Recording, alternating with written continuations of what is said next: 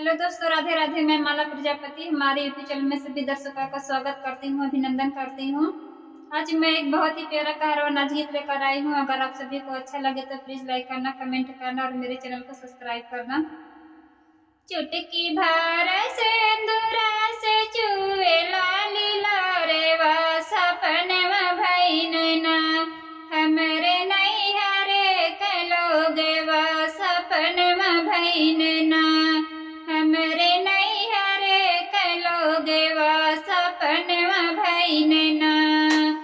चुटकी भर सिंदूरा से चुए लाली लारे वा सपनवा भइनना हमरे नैहरे कलोगे वा सपनवा भइनना हमरे नैहरे कलोगे वा सपनवा भइनना।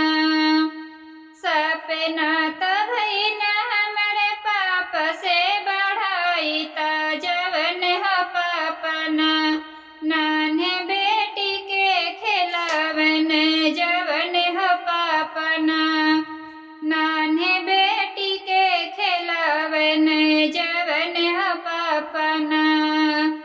सपना त भइना हमरे पाप से बढ़ाई ता जवन हो पापना नान्हे बेटी के खिलावन जवन हो पापना नान्हे बेटी के खिलावन जवन हो पापना।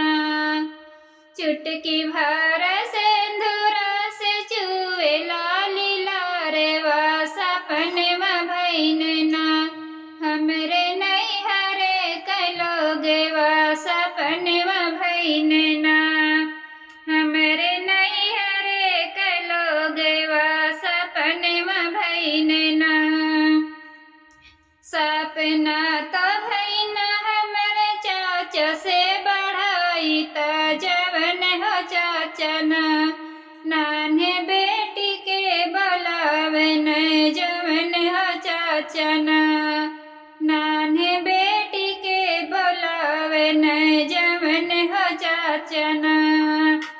सपना तो भइना हमरे चाचा से बढ़ाई ता जवन हो चाचना नान्हे बेटी के बोलावन जवन हो चाचना नान्हे बेटी के बोलावन जवन हो चाचना।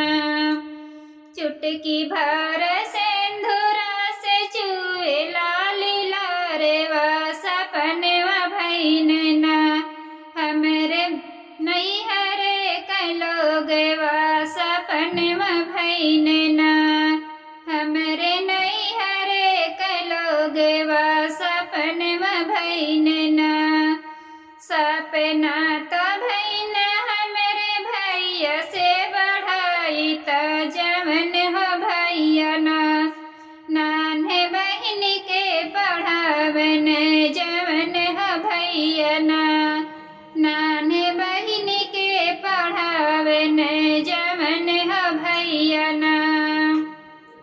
सपना तो भइना हमरे भैया से बढ़ाई ता जवन हो भैयाना नान्हे बहन के पढ़ावन जवन हो भैयाना नान्हे बहन के पढ़ावन जवन हो भैयाना।